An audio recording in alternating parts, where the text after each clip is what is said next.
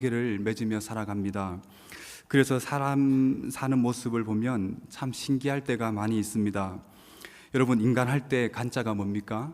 사이 간자지요. 그러니까 사람은 사람들과 관계를 맺으면서 살아가기 때문에 인간이라고 표현을 쓰는 것 같습니다. 여러분, 결혼하면 어느 한 가정에 이제 이 아이가 태어나게 됩니다. 한 아이가 태어나게 됩니다. 태어나게 되면 처음에는 어떻습니까? 그 관계가 엄마 아빠밖에 없습니다. 그러다 보니까 사랑을 독차지하게 됩니다.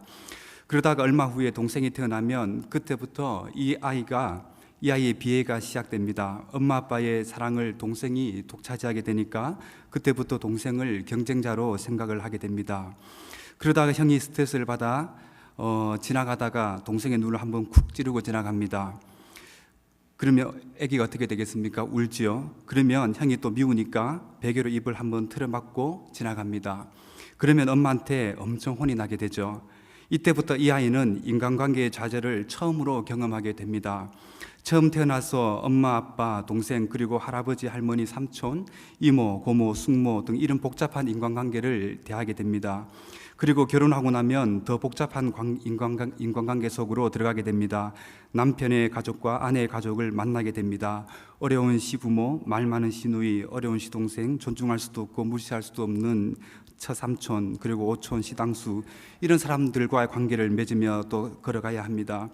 여러분, 친구들 관계도 상당히 복잡합니다. 어떤 친구는 한두 번 만나도 되는 친구, 어떤 친구는 내 마음속에 고민까지 털어놓을 수 있는 친구, 여러분, 또 어떤 친구는 함께 만나서 동업을 할 수 있는 그러한 친구로 여러 종류의 부류들로 우리가 관계를 설정하고 살아갑니다. 직장 생활에도 여러 관계들이 존재합니다. 층층 사람들, 과장, 부장, 그리고 팀장, 여러 관계 사람들과 관계를 맺어야 합니다. 거래처 사람, 아래 사람, 이런 사람들과 관계를 맺어야 합니다. 여러분, 여기서 잘못했다가는 따돌림 받고 다음번 승진해서 누락이 됩니다. 이처럼 따지고 보면 힘든 것은 경제적인 문제, 그런 것들이 아니라 인간관계 속에서 발생하는 관계적인 문제들이 우리를 더욱더 힘들게 하는 것 같습니다. 그런데 여러분, 여기서 끝나는 것이 아닙니다. 교회 나오면 또 교인들과 관계를 맺어야 됩니다. 교회 나오면 목사님과 어떤 관계를 맺어야 될까? 장로님, 그리고 권사님, 집사님, 다락방 리더, 수많은 관계들이 존재를 합니다.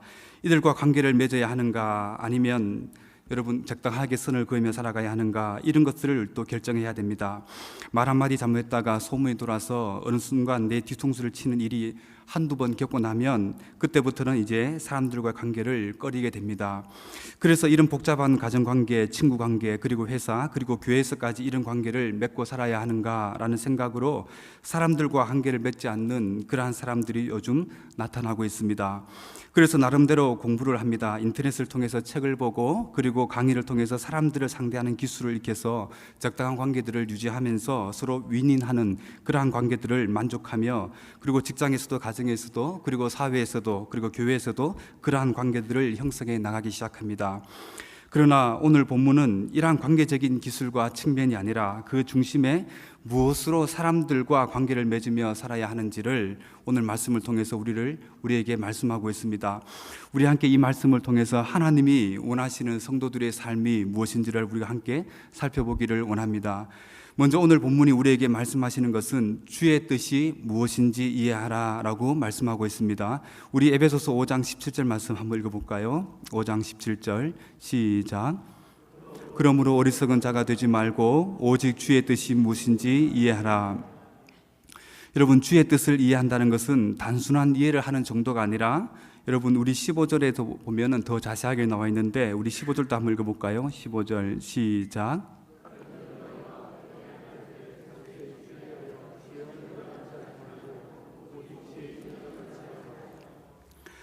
여러분, 여기서 주의 뜻을 이해하는 것은 즉 지혜 있게 행하라 라는 말씀으로 우리를 권면하고 있습니다. 주의 뜻은 지혜로운 삶으로 우리를 세월을 아끼는 삶으로 또 인도하게 됩니다. 그렇다면 어떻게 우리를 지혜로운 삶으로 인도할 수 있겠습니까? 그것은 바로 다음 구절 18절에서 우리에게 말씀하고 있는데 우리 18절도 한번 읽어볼까요? 18절 시작. 술 취하지 말라, 이는 방탕한 것이니 오직 성령으로 충만함을 받으라.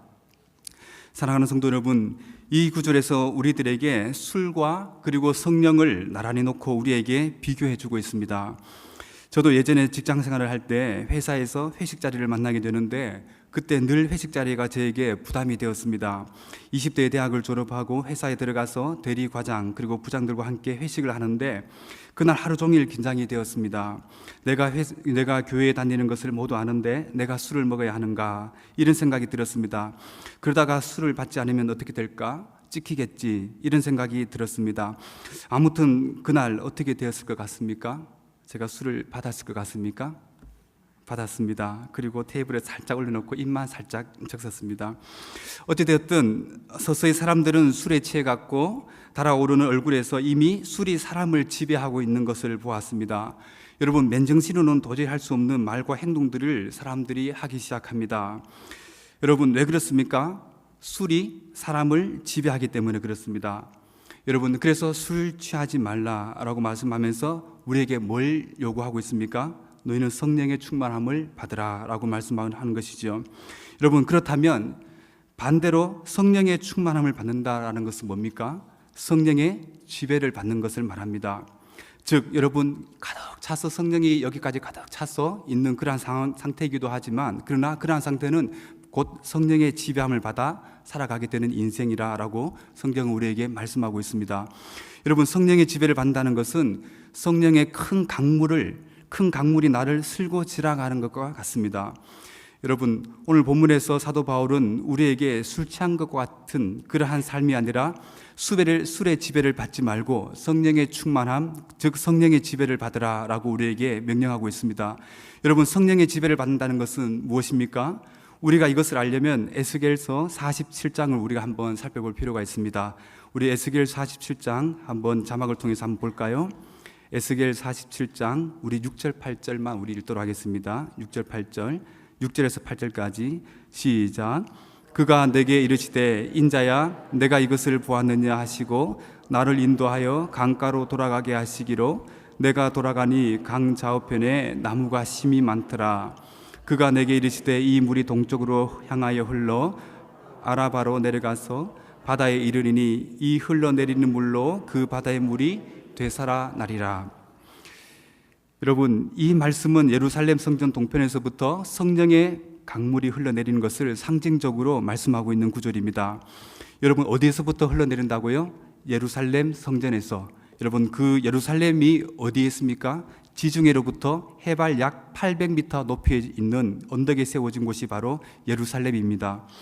여러분, 그리고 이곳에서 약 25km만 가면 그곳에 죽음의 바다라고 이끌어지는 사해 바다가 있습니다. 여러분, 사해는 이 세상에서 가장 낮은 그런 바다입니다. 그래서 이 사해 바다는 마이너스 418m에 위치해 있습니다. 그러니까 예루살렘이 여러분 몇 메타라고요? 800m. 그리고 이 사해 바다는 땅 지중해로부터 마이너스 418m니까 둘을 더하면 몇 메타가 됩니까? 1200m가 차이가 나게 됩니다. 여러분, 그러니까 예루살렘부터 사해바다까지는 그 높이가 1200m의 차이가 나는 그러한 위치적인 지형을 가지고 있습니다. 여기서 25km 정도 거리가 떨어졌으니까 25km까지 급경사로 이렇게 이루어져 있다고 보면 됩니다. 여러분, 이 예루살렘 성전으로부터 급경사를 향하여 물이 어디로 흘러가고 있습니까? 사해바다로 흘러가고 있는 것이지요. 여러분, 이 성령의 강물이 흘러가게 되니까 어떤 일이 벌어집니까? 사막이 살아나고 그곳에 나무들이 살고 어부가 있게 되고 각종 형형색깔의 과실 그리고 물고기가 살게 된다라고 하나님께서 말씀하고 있습니다. 어디로요? 사해바다로. 여러분, 사해바다를 죽음의 바다, 영어로는 데드시라고 합니다. 성경은 염의 소금의 바다라고 부릅니다.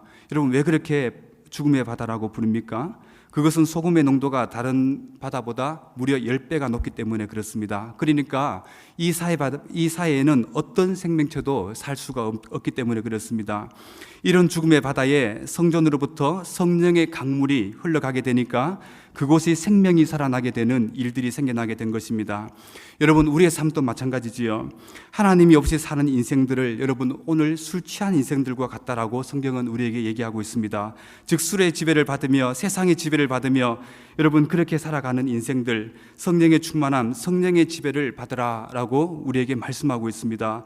오늘 우리가 사는 세상은 정말 사막과 같은 그런 이러한 죽음이 지배하는 사회와 같습니다. 그래서 어떤 사람들은 사막과 같은 사람이 있습니다. 그리고 어떤 사람은 사해바다와 같은 사람이 있습니다.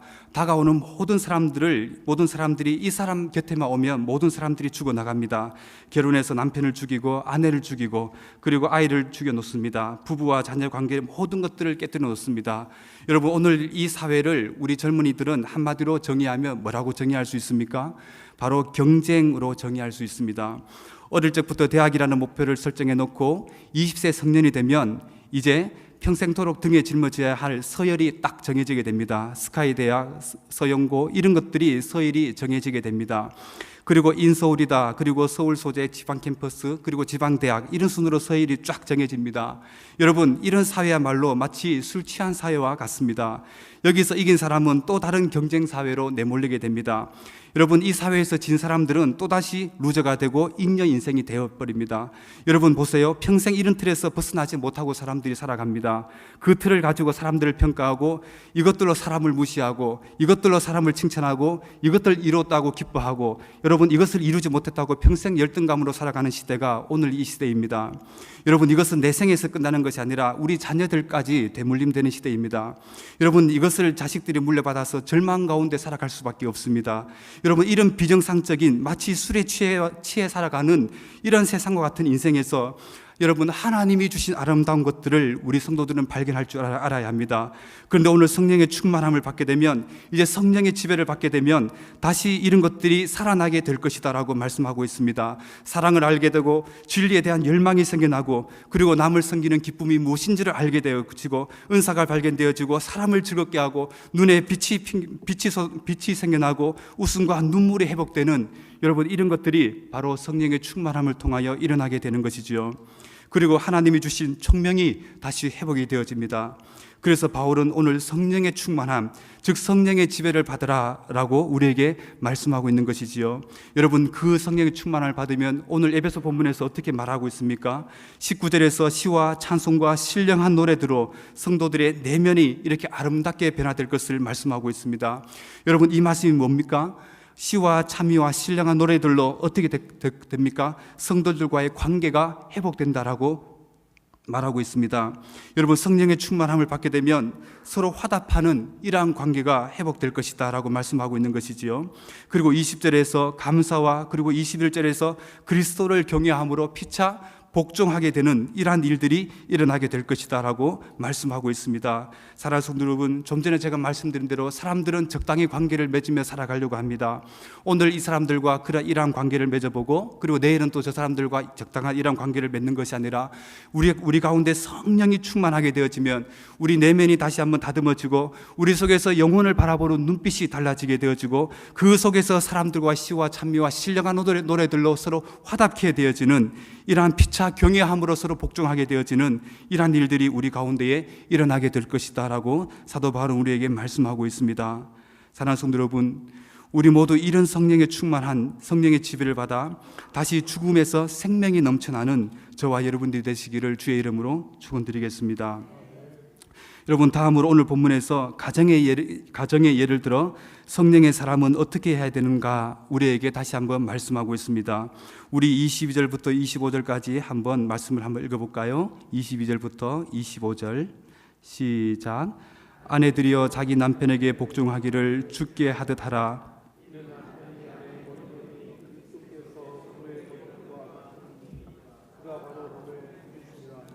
그러므로 교회가 그리스도에게 하듯 아내들도 범사에 자기 남편에게 복종할지니라. 남편들아, 아내 사랑하기를 그리스도께서 교회를 사랑하시고 그 교회를 위하여 자신을 주심같이 하라. 여러분, 우리 31절도 한번 읽어볼까요? 31절 결론인데요. 시작. 그러므로 사람이 부모를 떠나 그의 아내와 합하여 그 둘이 한 육체가 될지니. 여러분, 그러므로 사람이 부모를 떠나 어디에 있는 말씀입니까? 창세기 2장에 있는 말씀이죠. 여러분, 사랑하는 성도 여러분, 오늘 우리에게 말씀하시는 것은 사실 에베소서 5장 16절과 여러분 관련이 있습니다. 여러분, 한 장을 넘겨보면 우리 5장 16절에 뭐라고 기록되어 있습니까? 한번 읽어볼까요? 5장 16절 시작. 세월을 아끼라, 때가 악하니라. 여러분, 뭐라고 기록되어 있습니까? 세월을 아끼라. 여러분, 세월을 아끼는 삶이 뭡니까? 세월을 아끼는 삶은 곧 성령의 충만함을 받아 사는 삶인데, 피차 그리스도 안에서 복종하며 남편은 아내를, 아내는 남편을, 그리고 자녀는 부모를, 부모는 자녀를, 그리고 종은 상전을, 상전은 종을 서로 주님 대하듯이 대하는 것. 여러분, 이렇게 살아가는 이 삶이 어떤 삶이라고 말씀하고 있습니까? 세월을 아끼며 사는 삶이라고 우리에게 말씀하고 있습니다. 사랑하는 성도 여러분, 성령을 따라 행하는 삶이 술 취하여 방탕한 삶을 사는 시대에 세월을 아끼며 사는 삶이며, 이때 결과적으로 피차 복종의 삶으로 이어진다라고 우리에게 가르치고 있습니다. 오늘 이 에베소의 시대는 어떤 시대입니까? 여러분, 에베소 이 도시는 큰 신전, 세계 7대 불가사의 중에 하나라고 불리는 아데네 신전이 있는 곳이 바로 에베소 지역입니다. 그렇다 보니까 신전에서 제사가 행해지죠. 그러니까 이곳에서 음란한 행위들이 자행이 되어집니다. 또한 가정은 일부 다처제가 아니었습니다. 일부 일처제가 아니라 일부 다처제였습니다. 여러분, 그렇다 보니까 남편이 자기 아내가 마음에 들지 않으니까 아내를 갈아치워 버립니다. 여러분, 이러한 시대에 여러분, 바울은 그런 것을 본받지 말고 어떻게 하라고 합니까?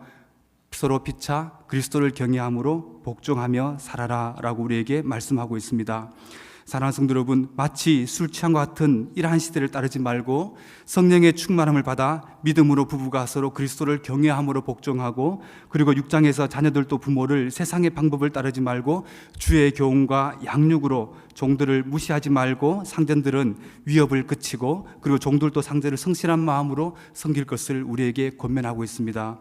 여러분, 지금 에베소 성도들에게 바울은 창세기에 나오는 말씀을 들어서 왜 아내들과 남편들이 피차 복종해야 하는지를 설명하고 있습니다.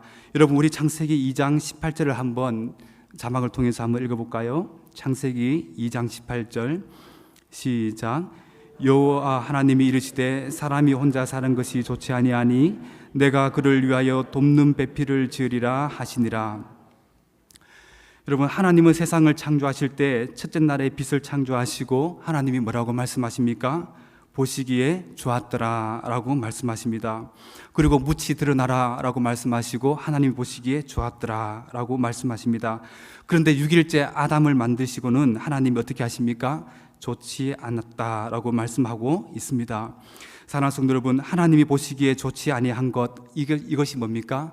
사람이 혼자 사는 것, 이것을 하나님께서 좋지 않다라고 말씀하셨습니다.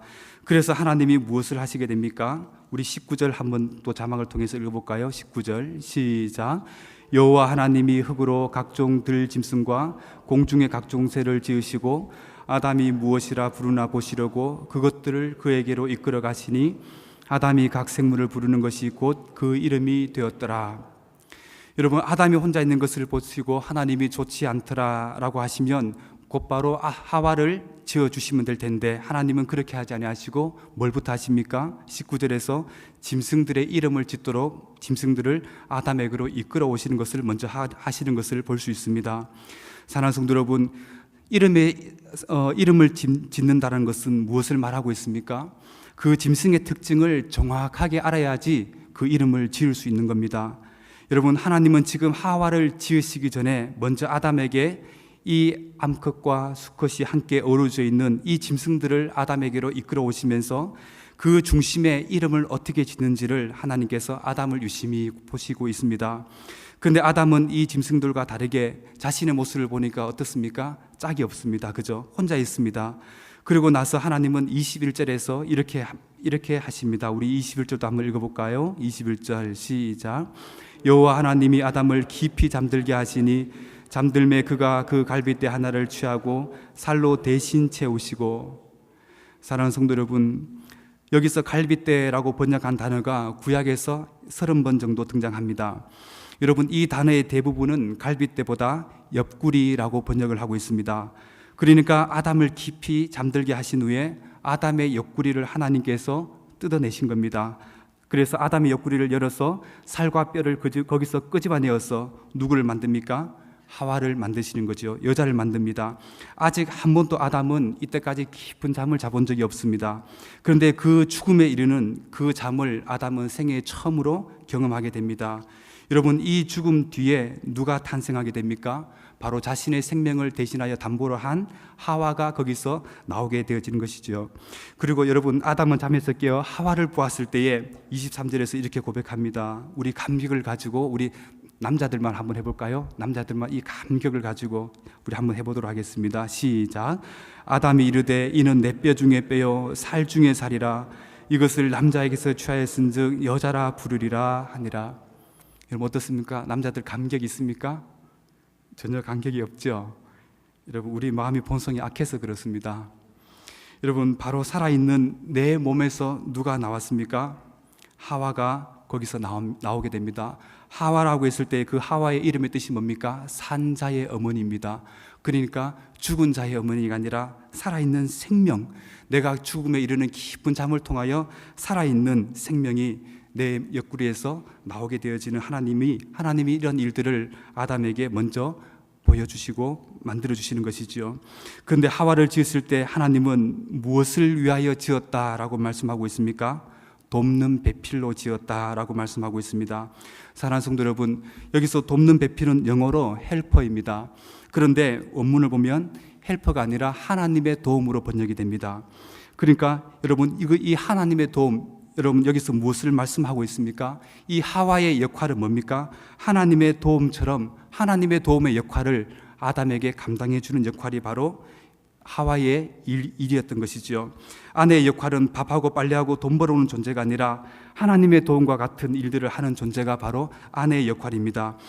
아담이 깊은 잠, 자신의 죽음과 같은 경험을 통해서 그 옆구리에 살이 뜯어져 나가고 뼈가 뜯어지는 이 죽음과 같은 일들을 통해서 사랑하는 아내가 하나님의 도움으로 남편을 돕는 배필이 만들어지는 것, 여러분 이것을 오늘 바울은 에베소에서 그대로 우리에게 적용하고 있습니다. 사랑하는 성도 여러분, 우리 다시 한번 에베소서 5장 22절을 한번 읽어볼까요? 에베소서 5장 22절 시작. 아내들이여 자기 남편에게 복종하기를 주께 하듯 하라. 여러분, 여기에 복종은 창세기 말씀에 따르면 하나님의 도움이라고 제가 말씀드렸습니다. 여러분, 남편에게 할 것은 여러분 하나님의 도움처럼 뭘 하라고 말씀하고 있습니까? 그렇게 복종하라라고 말씀하고 있는 것이지요. 그런데 여러분, 여기 보면은 24절에 어떻게 복종해야 하는지를 우리에게 구체적으로 말씀하고 있는데, 우리 24절도 한번 읽어볼까요? 24절 시작. 그러므로 교회가 그리스도에게 하듯 아내들도 범사에 자기 남편에게 복종할지니라. 여러분, 여기서 복종이 뭡니까? 바로 교회가 그리스도에게 하는 것, 이것이 바로 복종이다라고 우리에게 가르치고 있습니다. 즉 하나님의 도움처럼 그런 역할들을 감당하는 것이지요. 교회가 그리스도께 대하는 것이 바로 복종입니다.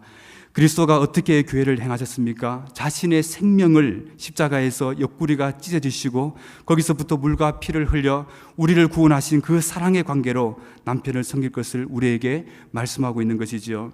그렇다면 남편들은 어떻게 해야 됩니까? 우리 25절 한번 읽어볼까요? 25절 시작. 남편들아 아내 사랑하기를 그리스도께서 교회를 사랑하시고 그 교회를 위하여 자신을 주신 것 같이 하라. 사랑하는 성도 여러분, 남편은 아내를 그리스도가 교회를 사랑하여 자신을 주신같이 하라라고 말씀하고 있습니다. 남편은 아내를 대할 때 자신의 생명을 담보로 하는 이러한 사람으로 아내를 대해야 합니다.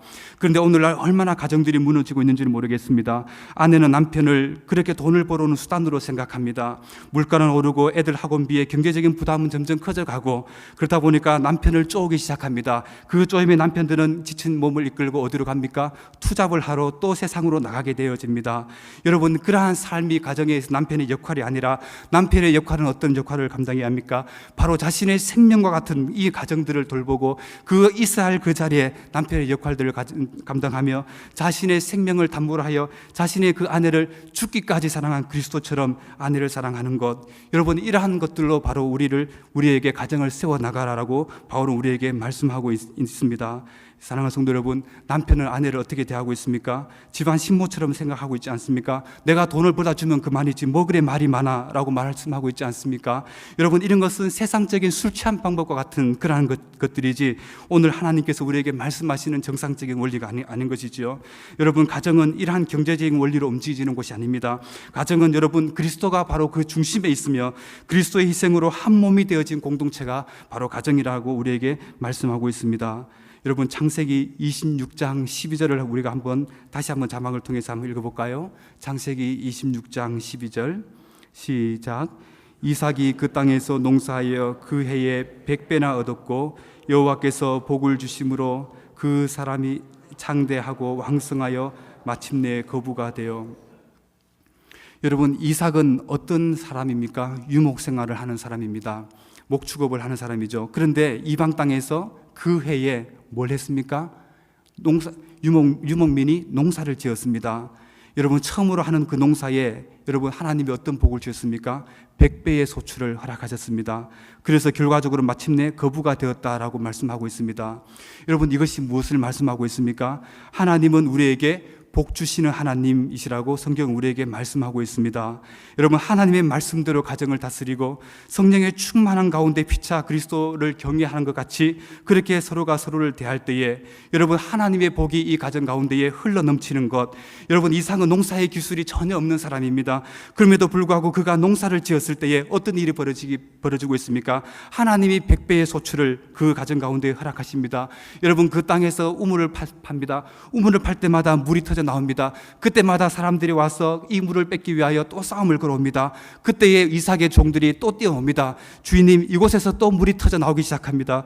여러분, 그때 이 우물을 또 빼앗기게 됩니다. 그리고 또 다른 곳에서 물을 팔려고 할 때에 또 종들이 뛰어옵니다. 주인님, 이곳에 또 샘들이 터지기 시작합니다. 여러분, 이것이 뭡니까? 복 주시는 하나님이 계신다는 것이지요. 여러분, 도저히 인간의 기술로 우리 가정을 다스려 나가는 것 아니라, 도저히 우리의 기술로 사람들과 관계를 대신하고 살아가는 것 아니라, 우리의 삶에 있어서 가장 중요한 것은 어떻게 만들어져야 됩니까? 하나님이 바로 그 중심에 계셔야 되고, 하나님이 우리에게 복 주시는 하나님을 믿고 여러분 피차 그리스도를 경외함으로 여러분 사람들을 대하고 가정을 대하는 것, 여러분 이것이 뭡니까? 바로 오늘 우리에게 요구하고 있는 말씀입니다. 사랑하는 성도 여러분, 시인과 촌장의 하덕규 지사님이 계십니다. 지금은 목사님이 되셨는데 여러분, 시인과 촌장의 그 앨범 중에 풍경이라는 노래가 하나 있습니다. 여러분, 그 풍경의 가사에 보면 이런 가사가 있습니다. 세상에서 가장 아름다운 풍경은 있어야 할 자리에 있는 것이라고 이렇게 기록을 하고 있습니다. 사랑하는 성도 여러분, 하나님이 원하시는 위치에 있어야 합니다. 남편은 남편의 위치에 있어야 합니다. 그리고 아내는 아내의 자리에 있어야 합니다. 그리고 하나님이 요구하시는 피차 경외함으로 서로 복종하는 그 위치에 우리들은 있어야 하는 것이지요. 여러분, 그 자리가 바로 가장 아름다운 풍경의 자리입니다. 사랑하는 성도 여러분, 성령의 지배를 받으며 그 가운데 그리스도처럼 내 생명을 여러분 아내를 위하여 남편을 위하여 바로 그리스도께서 우리를 위하여 피 흘려 주신 것처럼 그렇게 헌신하며 여러분 이러한 삶을 살고 싶지 않습니까? 여러분, 그 삶이 이제 곧 그리스도께서 오시기까지 16절에서 말씀하시는 것처럼 세월을 아끼는 삶이 될 줄 믿습니다. 저와 여러분들이 이러한 삶을 주님 앞에 아름답게 살아가시어 주님 오시는 그날까지 세월을 아름답게 아끼시고 그리고 그 사랑 가운데 그 시간 가운데 충분히 사랑을 누리시고 살아가시는 저와 여러분들이 되시기를 주의 이름으로 축원드리겠습니다. 기도하겠습니다.